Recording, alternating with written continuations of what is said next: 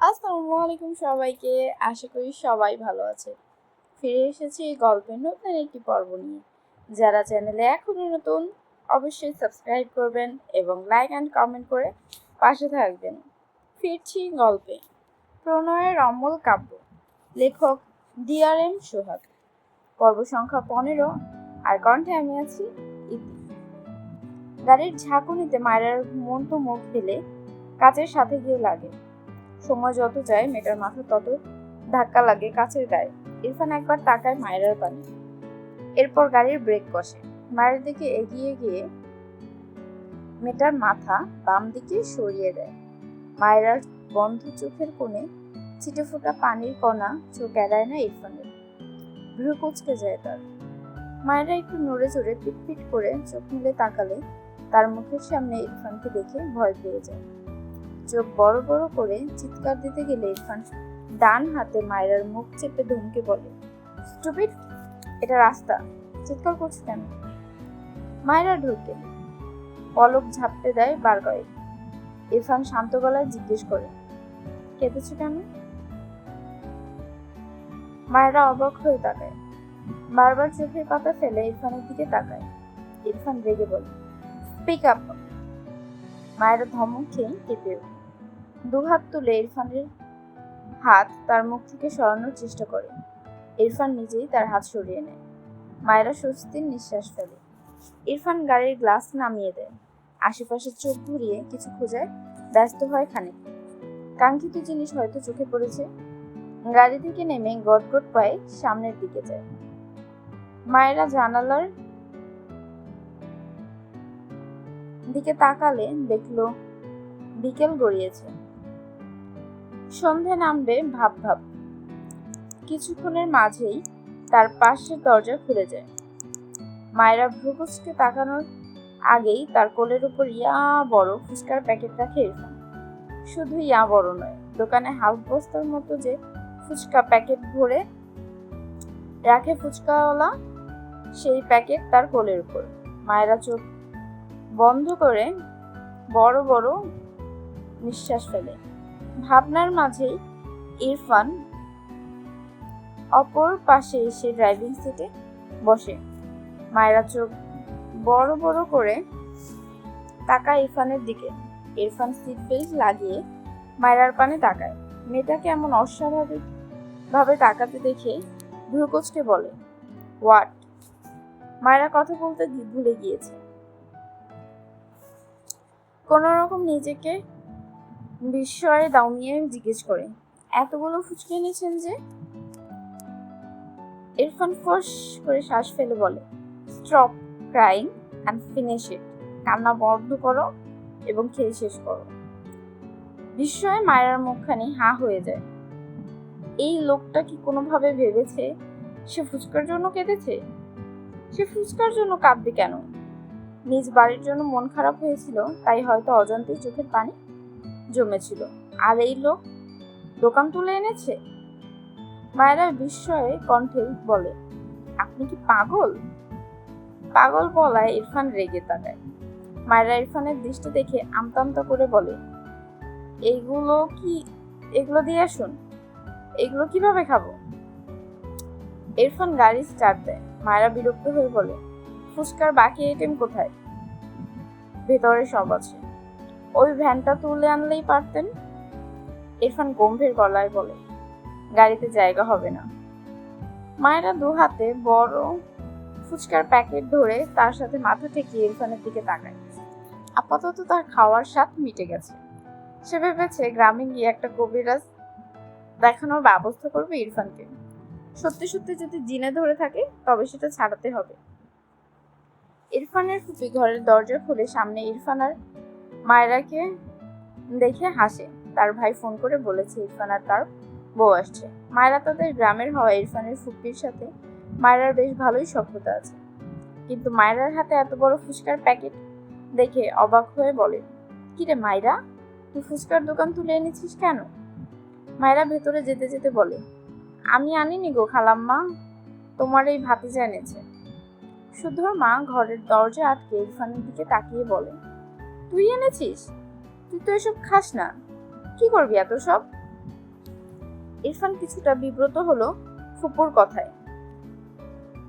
মায়েরা টেবিলের ওপর বড় প্যাকেট রেখে এসে বলে, খালাম্মা, তোমার ভাতিজাকে একটা কবিরাজ দেখানোর ব্যবস্থা করো তো, জিনে ধরেছে হয়তো। ইরফান রেগে বলে, হোয়াট রাবিশ। মায়েরা ইরফানের দিকে তাকায়, ইনোসেন্ট ফেস বানিয়ে মুখ একটুখানি করে রাখে। শুদ্ধর মা ইরফানের গালে হাত দিয়ে বলে, আজ থাকবে কিন্তু। ইরফান গলা ঝেড়ে বলে, আমার কাজ আছে ফুপি, যেতে হবে। শুদ্ধর মা রেগে বলে, কাল শুক্রবার, আজ থেকে যেতে হবে, বুঝলি? পেছন থেকে মায়েরা বলে, খালাম্মা, ওনার অনেক কাজ, তুমি বুঝতে পারছো না? নিঃশ্বাস নেওয়ার সময় নেই। এরপর ইরফানের দিকে তাকিয়ে বলে, আপনি চাইলে এখনই যেতে পারেন। শুদ্ধর মা চোখ ছোট ছোট করে তাকায় মায়ের দিকে, এগিয়ে এসে বলে, কদিনেই স্বামীর এত খোঁজ খবর রাখতে শিখেছিস? মায়েরা থতমেতে খেয়ে তাকায়। এখন তীক্ষ্ণ চোখে মায়ের দিকে তাকিয়ে আছে। অতঃপর গম্ভীর গলায় বলে, আমি থাকছি ফুপি।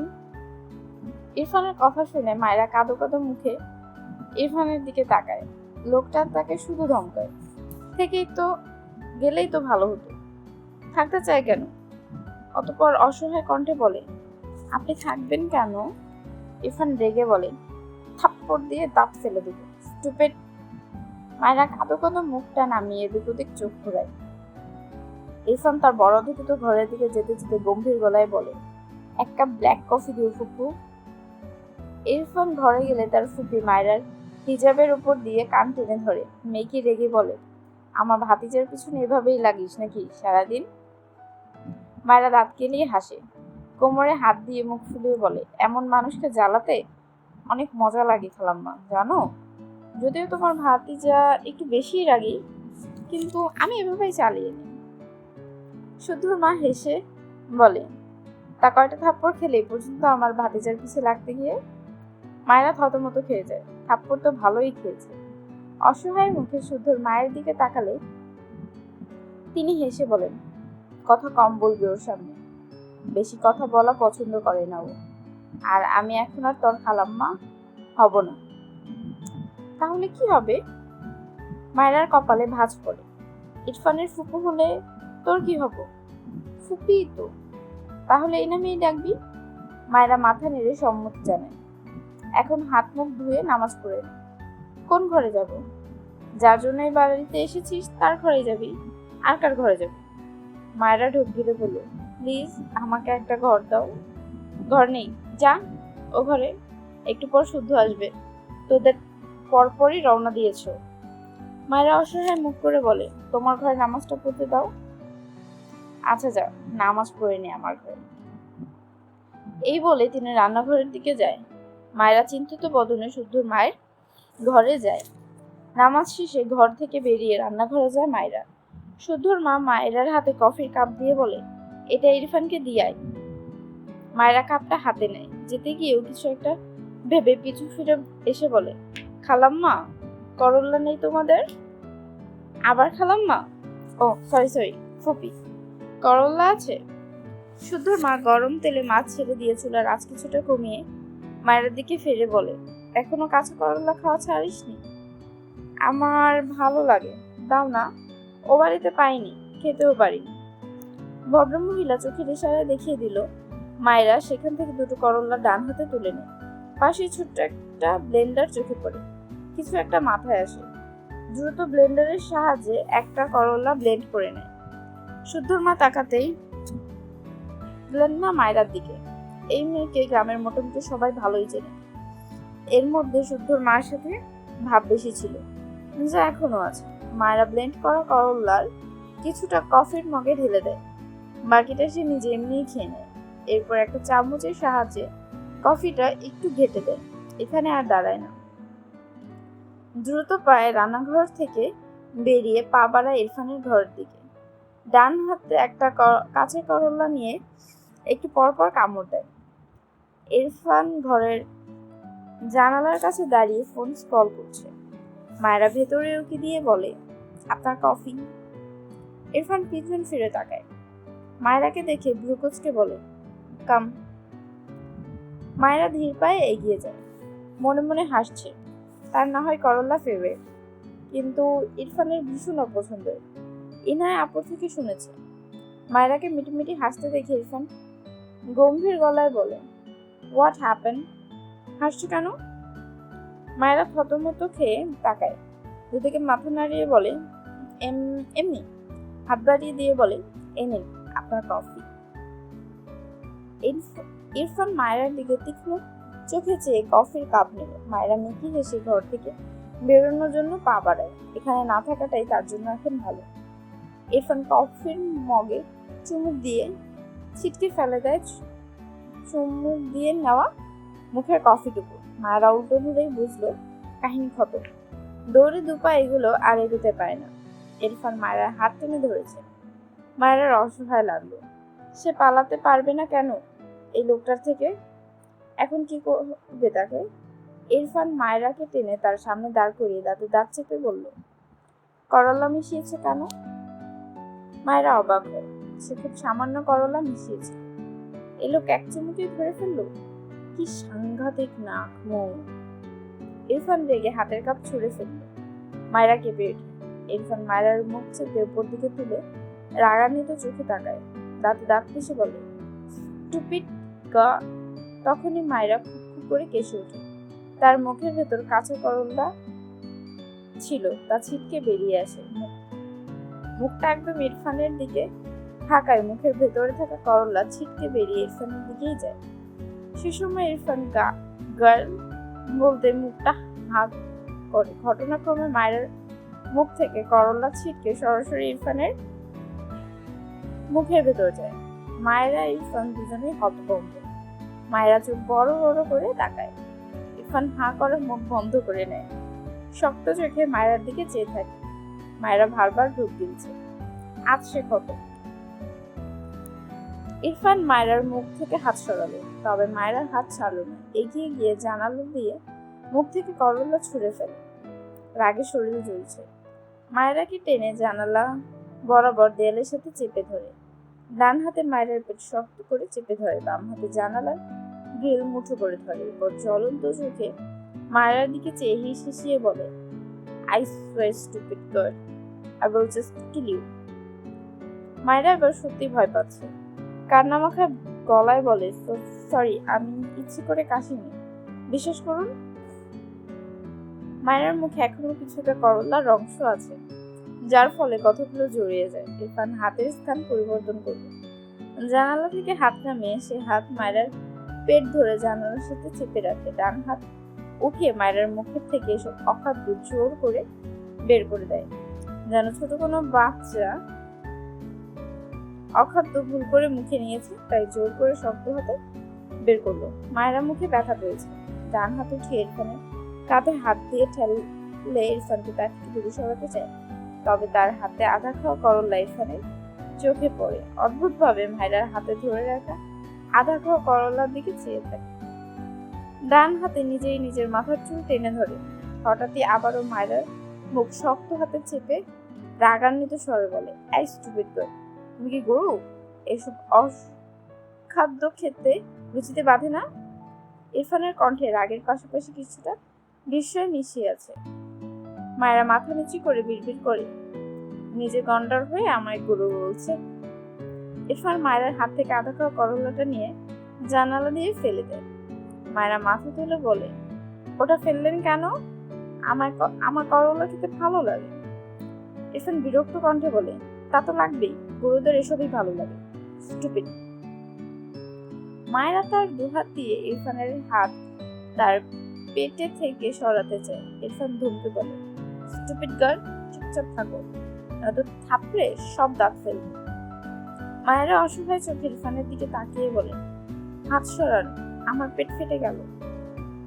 ইরফান মায়েরাকে ছেড়ে দূরে সরে দাঁড়ায়। মায়েরা তার পেটে হাত বুলিয়ে ঘর থেকে যেতে নিলে ইরফান মায়েরার বাহু টেনে অত্যন্ত কঠোর স্বরে বলে, আর একবার যদি এসব অখাদ্য খেতে দেখেছি, তবে দেহ হিসেবে থাপ্পড় করবে এই দুই গেল, স্টুপিড। মায়েরা মাথা নিচু করে মুখ বাঁধায়।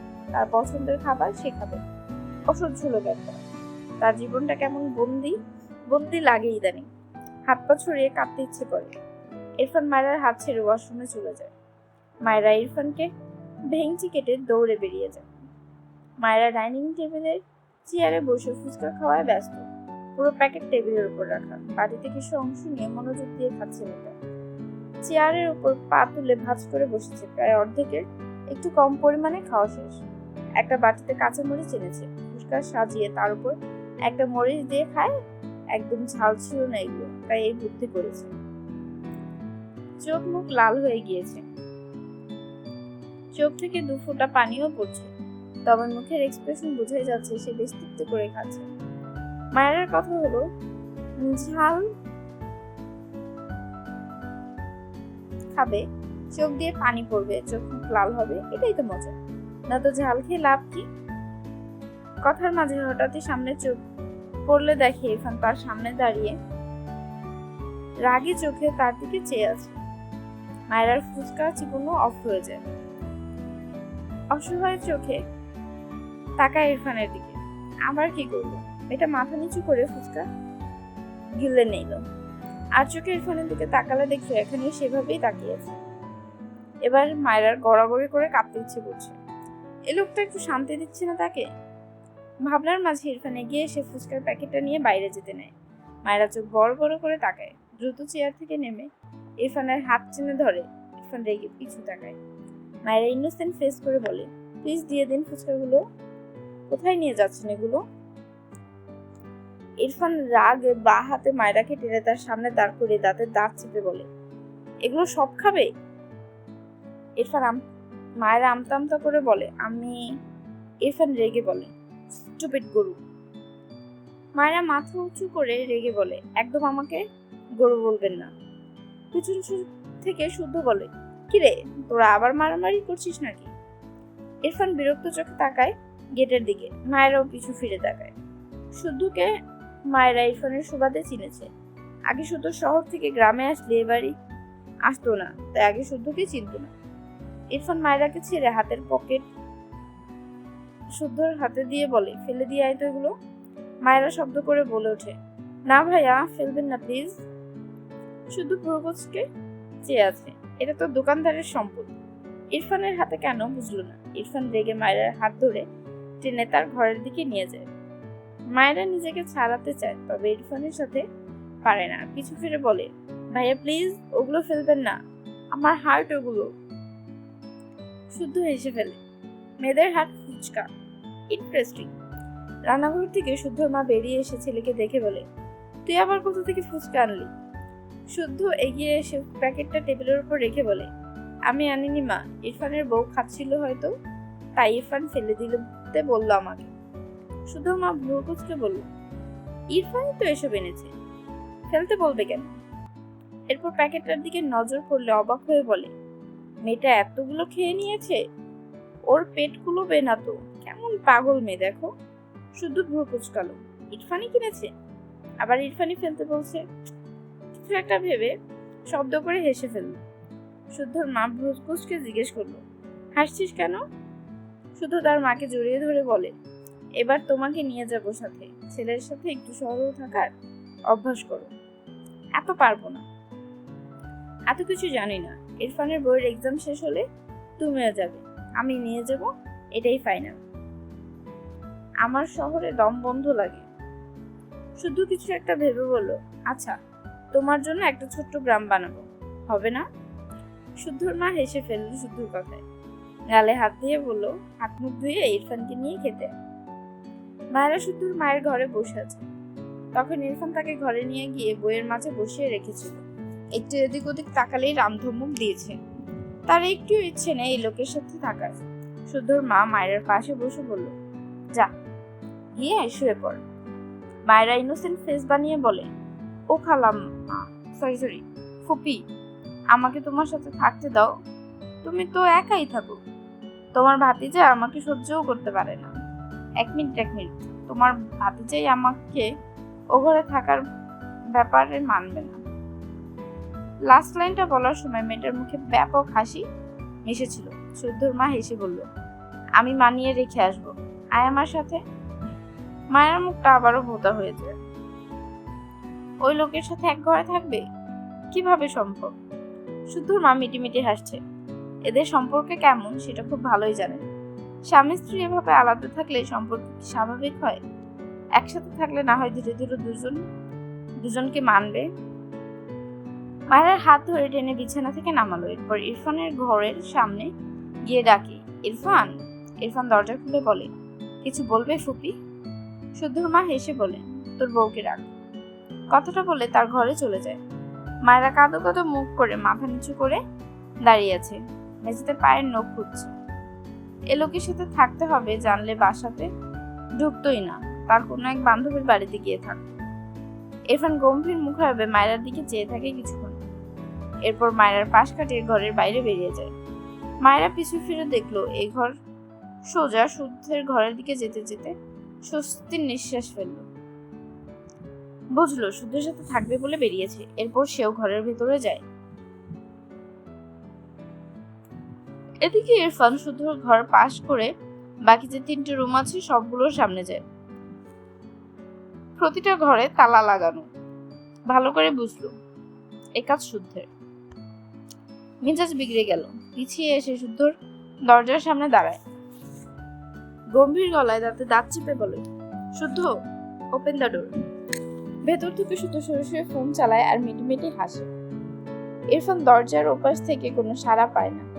বুঝলো এই বেয়াদবটাকে বলে লাভ নেই। রেগে দরজা একটা পাঁচ মারে। চরম বিরক্তির শ্বাস ফেলে ধূপধাপ পা ফেলে নিজের ঘরে গিয়ে ঠাস করে দরজা লাগিয়ে দেয়।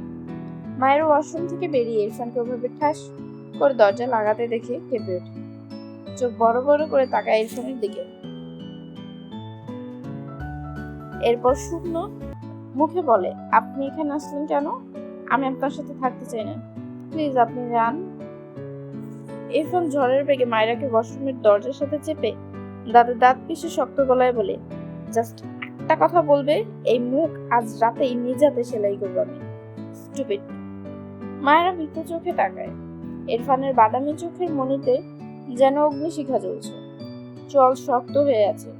ছেলেটার মাথার ঘাড় সমান ঝাঁকড়া চুলের কিছু অংশ কিছুটা কপালে ছুঁয়েছে, যেটা মায়েরার ভীষণ বিরক্ত লাগছে। ইচ্ছে করলো টেনে সব চুল ছিঁড়ে ফেলতে। মায়েরা ইরফানের চোখের দিকে তাকালে দেখলো ইরফান গম্ভীর চোখে তার দিকেই চেয়ে আছে। মায়ের কেমন অদ্ভুত লাগে, এই লোক এত অস্বাভাবিক কেন? এমন চোখ সে আগে ছানি পড়া লোকদের দেখেছিল, কিন্তু এই লোকের চোখে তো ছানি পড়েনি। তবুও কেমন বিলাইয়ের মতো চোখ। আর চুলের কথা তো বাদই দিলাম। মায়েরা মনে মনে প্রতিজ্ঞা করলো এই চুল সে কেটেই ছাড়বে। এর বিনিময়ে 10টা থাপ্পড় খেলেও ভালো, তাও এই লোককে মানুষ বানিয়েই ছাড়বে। ইরফান মায়েরাকে হাবার মতো তার দিকে তাকিয়ে থাকতে দেখে বিরক্ত কণ্ঠে ধুকে বলল, কি? মায়েরা কিছুটা কেঁপে ওঠে। ঢোক গিলে চোখ নামিয়ে নেয়। মিনমিন করে বলে, দূরে সরুন প্লিজ, কথা বলবো না। ইরফান শান্ত চোখে তাকায়। মায়েরাকে ছেড়ে লম্বা লম্বা শ্বাস ফেলে। এরপর বিছানায় গিয়ে শটান হয়ে শুয়ে পড়ে। মায়েরা স্বস্তির নিঃশ্বাস ফেলে। লোকটা হুটহাট তাকে চেপে ধরে। মায়েরা বিরক্ত। বুঝলো না বিরক্ত কার উপর, এই লোকটার উপর নাকি তার অদ্ভুত অনুভূতির উপর। বারবার হাই তুলছে। সে ঘুমাবে কোথায়? বিছানায় তাকালে দেখলো অপর পাশ ফাঁকা। ইরফান এক সাইডে শুয়েছে, চোখের ওপর ডান হাত রাখা। মায়েরা অসহায় চোখে কিছুক্ষণ চেয়ে ধীর পায়ে এগিয়ে গেল। সে না ঘুমিয়ে কোথায় থাকবে? নিচে থাকা যাবে না, তার ঠান্ডা লাগে, কিন্তু এই লোকটার পাশে থাকবে? যদি ঘুমের মধ্যে এই লোক তাকে তুলে ছুঁড়ে ফেলে? ঘুমের চোটে তাকাতে পারছে না। ভাবনা রেখে ধীরে ধীরে বিছানার কোনায় উল্টো হয়ে শুয়ে পড়ল। জীবনও কোনো ছেলের সাথে থাকে, আজ কিভাবে স্বাভাবিক হয়ে থাকবে? সে বোধ হয় পারবে না। আরেকটু চেপে যায় কোণের দিকে। চাপতে চাপতে ঠাস করে খাট থেকে পড়তে নিলে ইরফান মায়েরাকে টেনে রাগান্বিত কণ্ঠে বলে, স্টুপিড, সাপের খেলা দেখতে এসেছো? মায়েরা চোখ বড় বড় খুলে তাকায়। সাপের খেলা মানে? কি অদ্ভুত কথাবার্তা। ইরফান বিরক্তির নিঃশ্বাস ফেলে মায়েরার হাত ছেড়ে তার জায়গায় সরে এসে ডান কাত হয়ে চোখ বুজে নেয়। মায়েরা বোতা মুখে চেয়ে থাকে। পিঠ ফিরিয়ে রাখা ইরফানের দিকে রেগে তাকিয়ে বিড়বিড় করে 4টা কথাও শোনায়। চোখে ঘুম আচ্ছা মতো ভিড় করায় মেয়েটা কিছুক্ষণের মাঝেই ঘুমিয়ে যায়। ইরফানের চোখে একটু লেগেছিল, কিন্তু নাকে কেমন সুরসুরি লাগায়, যা একটু ঘুম লেগেছিল তা ছুটে গিয়েছে। দ্রুত চোখ মেলে তাকায়, মুখের সামনে এতগুলো চুল দেখে ভ্রু কুঁচকে যায় তার। ঘুরে তাকাতে নিলে মনে হয় তার হাতের উপর ভারী কিছু। মাথা উঁচু করে দেখতে পায় মায়েরা তার বাম বাহু বালিশ বানিয়ে আরামে ঘুমিয়ে আছে। মাথার অর্ধেক চুল তারই পাশে। ইরফান ঠাস করে তার উঁচু মাথা বালিশ রাখলো। বিরক্ত নিঃশ্বাস ফেলে ডান হাতে কপাল স্লাইড করতে লাগলো। ইচ্ছে করলো এই মেয়েকে ধাক্কা দিয়ে নিচে ফেলে দিতে, কিন্তু তার ইচ্ছেকে আপাতত চেপে ধরলো, কারণ সে জানে না। ধীরে ধীরে শোয়া থেকে উঠে বসলো। মায়েরাকে মায়েরার বালিশে শুয়ে দিয়ে উঠে দাঁড়ালো। তাকালো না একবার মায়েরার দিকে। হনহন করে ওয়াশরুমে চলে গেল। কিছুক্ষণ পর ওয়াশরুম থেকে বেরিয়ে আসলো ইরফান। বিছানায় চোখ পড়লে দেখলো মায়েরা নিজের বালিশ রেখে তার বালিশে উল্টো হয়ে শুয়েছে, তবে বডি মায়েরার জায়গায়। চুলগুলো কোমরের নিচ পর্যন্ত পিঠ ছড়িয়ে আছে। ইরফান অদ্ভুত ভাবে তাকালো। এভাবে কে ঘুমায়? মনে হচ্ছে ঘুমিয়ে ঘুমিয়ে কাবাডি খেলছে। ইরফানের মেজাজ হাই লেভেলের খারাপ হলো। ইচ্ছে তো করলো একে এক্ষুনি সপাটে কয়েকটা থাপ্পড় দিয়ে ঘুমানোর স্টাইল শেখাতে। বের করলো, স্টুপিড বাদর, ঘুমিয়ে ঘুমিয়ে স্বপ্নেও বাদামি করছে।